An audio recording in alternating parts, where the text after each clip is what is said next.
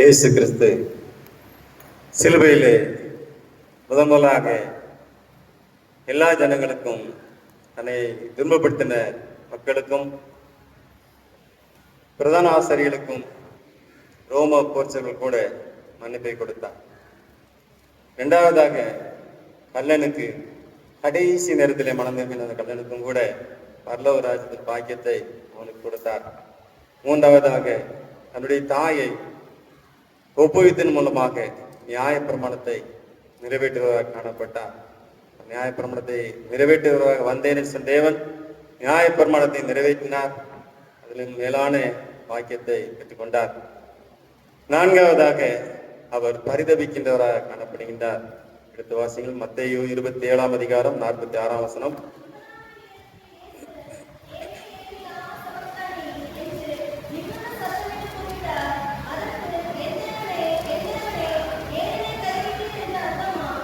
என் தேவனே என் தேவனே ஏன் என்னை கைவிட்டு என்று அர்த்தமாம்.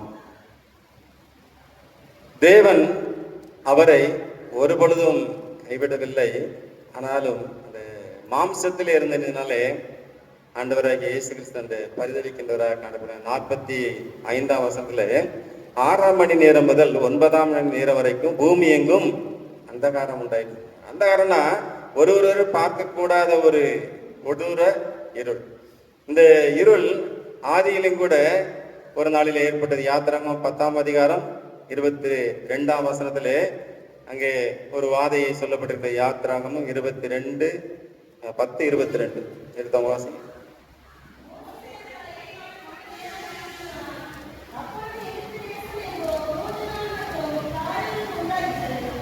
அந்த நாள்ல எகிப்து தேசத்துல மட்டும்தான், எகிப்து தேசம் எங்கும் காரிருள் வந்தது என்று சொல்லப்பட்டிருக்கு. ஆனால் இங்கே பூமி எங்கும் அந்தகாரம் உண்டாயிற்று என்று சொல்லப்பட்டிருக்கின்றது.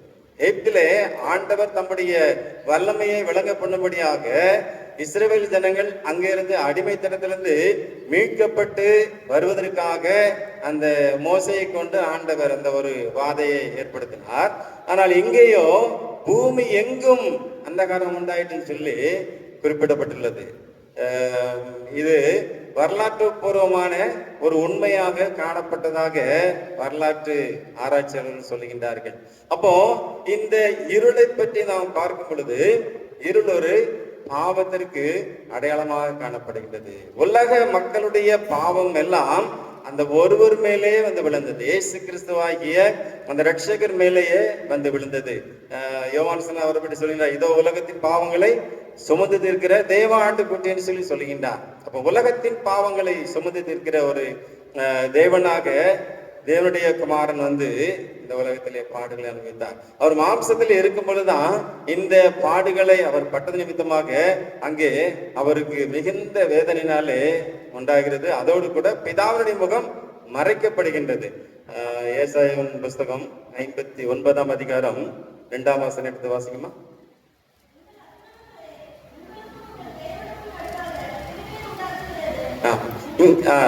நம்முடைய அக்கிரமம் தான் தேவனுக்கும் நமக்கும் ஒரு பிரிவினை உண்டாக்கின்றது. அப்ப நம்முடைய அக்கிரமங்கள்னா என்ன? பாவம்.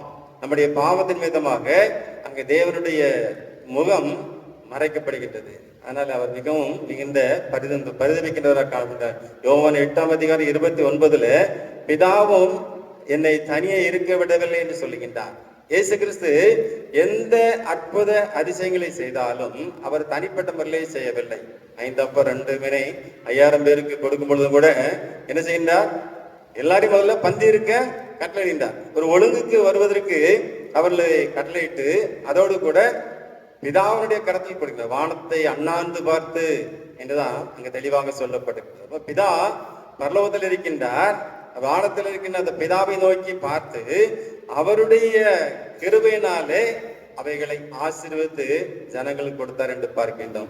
கானாவூர் கல்யாண வீட்டிலே பார்க்கும் பொழுது மரியாள் கேட்கின்றார், அங்கே ரசம் குறைவுபட்டு விட்டது, நீ இந்த குறைவை நீக்க வேண்டும் என்று சொல்லி அவரிடத்திலே சொல்கின்றார். காரணம் என்ன? அவர் அங்கே அந்த அற்பத்தை செய்ய போகிறார். அதை மரியாளுக்கு மறைமுகமாக தெரிந்தது. ஆனாலும் மரியாதத்தில் இயேசு இடத்துல போய் சொல்லும் பொழுது அவர் என்னுடைய வேலை இன்னும் வரவில்லை என்று சொல்கின்றார். அப்போ பிதாவுடைய சித்தத்தின்படிதான் அவர் எல்லாவற்றையும் செய்கிறவராக காணப்பட்டாரே தவிர தன்னுடைய சுயத்தினாலே எந்த காரியத்தையும் அவர் செய்யவில்லை. 1 யோவான் 4ஆம் அதிகாரம் 7ஆம் வசனத்தை எடுத்து வாசிங்கம்மா. 1 யோவான்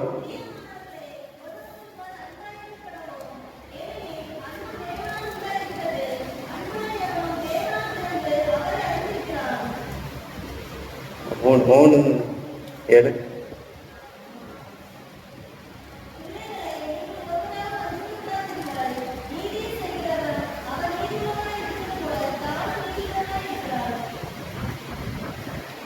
மன்னிக்கவும், 5:7.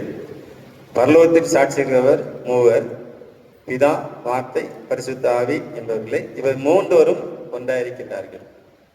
பிதா, குமாரன், பரிசுத்த ஆவி மூவரும் ஒன்றாக இருக்கிறார். இந்த ஒன்றாக இருந்த நிலைமையிலே இவருடைய நிலைமை இப்பொழுது மாம்சத்திலே காணப்பட்டதுனால தனித்து விடப்பட்ட நிலைமை.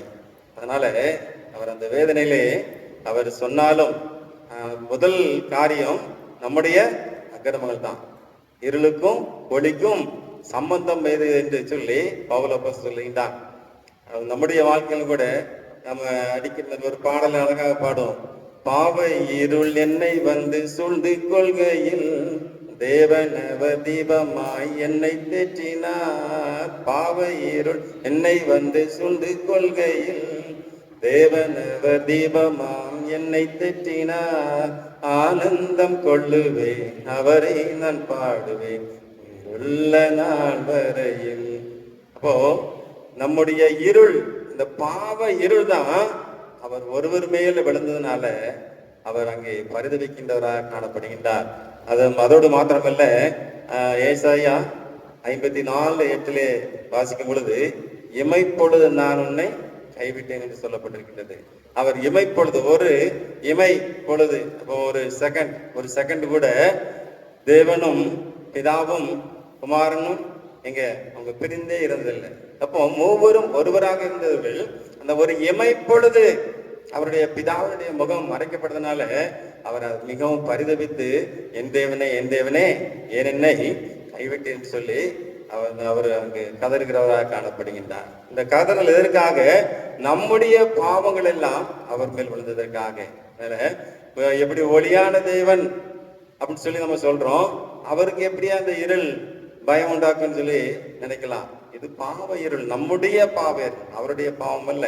அவர்கள் எவ்வளவு வேணும் பாவமே இல்லை என்று சொல்லி வேதம் தெளிவாக சொல்கின்றது. நம்முடைய பாவங்களே அவர் மீது விழுந்ததுனால அவர் அந்த ஒரு பரிதபிக்கு உள்ளாகின்றார். என் தேவனே ஏன் என்னை கைவிட்டேன் என்று சொல்லி சொல்லப்படுகிறது. மெய்யாகவே அவர் நம்முடைய பாடுகளை ஏற்றுக்கொண்டு நம்முடைய துக்கங்களை சுமந்தார் என்று சொல்லி நாம் வேதத்தில் காண்கிறோம். அப்போ நாம இந்த இருளான வாழ்க்கையை விட்டு வெளிவருவதற்கு இயேசு கிறிஸ்து பிதாவை நோக்கி மன்றாடுகிறவராக பரிதபிக்கின்றவராக காணப்படுகின்றார். அதனால் நாம் என்ன செய்யறோம்? நம்முடைய வாழ்க்கையில ஒவ்வொரு பிறந்த நாளையும் கொண்டாடும் பொழுது நம்ம என்ன செய்ய வேண்டுமா? ஒரு ஆத்மாவையாவது மீட்டெடுக்க வேண்டும் என்று சொல்லி நம்ம எண்ண வேண்டுமா? ஒரு குருவானவர் பேசும் பொழுது சொன்னார், நான் ஒவ்வொரு பிறந்த நாளை கொண்டாடும் பொழுதும் இந்த ஆண்டில நான் ஒரு ஆத்மாவையாவது மீட்டு இருக்கிறேனா, ஒரு ஆத்மாவை ரட்சிப்புக்காக நடத்திருக்கிறேன்னு சொல்லி அவர் எண்ணி பார்ப்பாராம். அப்படி அந்த அளவுக்கு நாமும் கூட நம்முடைய வாழ்க்கையில நம்மிடத்திலே காணப்படுகின்ற பாவமான காரியங்கள், இருளான காரியங்களை நம்மை விட்டு அகற்றுவதற்கு நாம் ஆண்டவருடைய சமூகத்திலே காத்திருந்து வாழ்விலே நம்முடைய வாழ்க்கையை நம்ம கேட்டிருக்கின்றோமா? இதை சிந்தித்து பார்க்க வேண்டும். இன்னும் நம்மிடத்துல கோபங்கள், கசப்புகள், வைராக்கியங்கள், பலவிதமான பாவ காரியங்கள், அன்பு கூறுவது இல்லை. இன்னைக்கு அன்பு கணிது போன உலகத்திலே காணப்படுகின்றது. நிலையில கூட போன வாரத்துல 8ஆம் வகுப்பு படிக்கின்ற மாணவன் என்ன செய்தான்? அருவாளை மறைச்சு கொண்டு வந்து இன்னொருத்தனை வெட்டிட்டான். காரணம் ஒரு சின்ன பிரச்சனை, பென்சில் பிரச்சனை. ஒரு பென்சிலுக்காக ஏற்பட்ட சண்டையில அந்த பையன் திட்டமிட்டு அருவாளை மறைத்து வைத்து கொண்டு வந்து அந்த பிரச்சனை ஏற்பட்ட அந்த மாணவன் மீது வெட்டினான். அதோடு கூட தடுக்க வந்த ஆசிரியரை வெட்டிருக்கிறான். எவ்வளவு ஒரு கொடூரமான காரியம். 8 வயசுங்கும் போது 8ஆவது படிக்கும் போது 13 வயது, 13 ஏசுக்கு 12 வயதுல ஊழியத்துக்கு வந்தார் என்று பார்க்கின்றோம். அப்போ அவர் 12 வயதிலேயே வேத ஆராய்ச்சியிலையும் ஞானிகளோடும் தர்க்கம் பண்ணி தேவனுடைய வசனத்தை அதிகமாய் கற்றுக்கொண்டார்னு சொல்லி தான் பார்க்கின்றோம். ஆனால் இந்த 13 வயது பையனுக்குள்ள அன்பு இல்லாதனால அவன் தன்னுடைய சக மாணவன் என்று பாராதபடிக்கு அவன் வெட்டி போட்டான். அப்போ இவ்விதமாக இன்னைக்கு உலகத்திலே அன்பு தணிந்து போகிற உலகத்திலே நாம் காணப்படுகின்றோம். அதனால நம்ம வருஷா வருஷம் நம்முடைய வாழ்க்கையிலே இந்த ஆண்டவருடைய பாடு மரணங்களை சிந்திக்கின்றோம். நம்ம எத்தனை பாவத்தை நம்ம விட்டுருக்கிறோம் அப்படின்னு சொல்லி நம்ம சிந்தித்து பார்க்க வேண்டும். கோபம், எரிச்சல், வேண்டாத வார்த்தைகள், இப்படி ஒவ்வொரு காரியத்தை நாம் சிந்தித்து பார்த்து இந்த நாளிலாவது நம்ம நினைச்சணும் மனம் திரும்ப வேண்டும். ஆண்டவர் எரிச்சலை பார்த்து சொன்னார்ல, உனக்கு கொடுக்கப்பட்ட இந்த நாளிலாவது மனம் திரும்ப. நம்முடைய இந்த ஆண்டவருடைய பாடு மரணங்களை சிந்திப்பது ஏதோ நம்ம பேருக்கு நம்ம சிந்தித்தோம் கடந்தோம் என்று இல்லாதபடிக்கு ஒவ்வொரு நாளுமே ஒவ்வொரு நிமிடமே பெர்மன்ஸ் அழகா பண்றார். இந்த நாளின் ஒவ்வொரு நிமிடமும் உம் நினைவாய் நான் வாழ வேண்டும், என்னை எல்லா பாவத்திற்கு என்னை விடுவித்து காத்துக்கணும்னு சொல்லி கேட்டுக்கொண்டது போல ஒவ்வொரு நிமிடமும் அவருடைய நினைவாகவே வாழ வேண்டும்.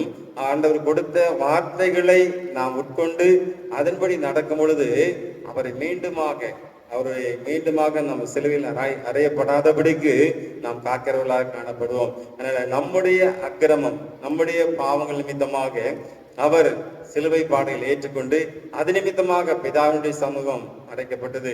விதமான மறைவுக்கு நாம மீண்டும் இடம் கொடுக்காதபடிக்கு நம்ம பரிசுத்த வாழ்க்கை வாழ வேண்டும் என்று சொல்லி இந்த நாளிலே நாம் நம்மை ஒப்பு கொடுக்க வேண்டும். இருந்தவரை தலைகளை தாழ்த்தி ஒப்பு கொடுப்போம். இரக்கமுள்ள பிதாவே, எங்களுடைய அக்கிரமங்களே பிதாவுக்கும் எங்களுக்கும் நடுவாக பிரிவினை உண்டாக்கினது போல எங்களுடைய அக்கிரமங்கள் எல்லாம் உம்முடைய திருக்குமாரனாகிய இயேசுவின் மீது விழுந்த நிமித்தமாக ஆண்டவரே உம்முடைய திருமுகம் மறைக்கப்பட்டது கர்த்தாவே. அதை நாங்கள் நினைவு கூர்ந்தவர்களாக பாவங்களை விட்டு விலக என் தேவன் நீர் எங்களுக்கு வழி செய்யும்படியா ஜபிக்கிறோம் கர்த்தாவே. ஆவியானவரே, நீர் எங்களுக்கு உதவி செய்யும்படியா ஜபிக்கிறோம். நீர் எங்களை பரிசுத்தப்படுத்தும்படியா ஜபிக்கிறோம் கர்த்தாவே. சிறியோர் பெரியோர் யாவருக்கும் உம்முடைய அன்பின் ஆவியை கொடுத்து கர்த்தாவே உம்முடைய அன்பினாலே நிரப்பப்பட என் தேவன் கிருபை செய்யும்படியா ஜபிக்கிறோம். உம்முடைய வசனத்தின்படி வாழத்தக்கதான இருதயத்தை நீர் கொடுக்கும்படியா ஜபிக்கிறோம் கர்த்தாவே. எப்பொழுதும் உம்முடைய வார்த்தையை நாங்கள் காத்துக்கொள்ள எங்களுக்கு உதவி செய்யும் வழிநடத்தும். மீட்பெரிய ஜெபங்கள் நல்ல பிதாவே.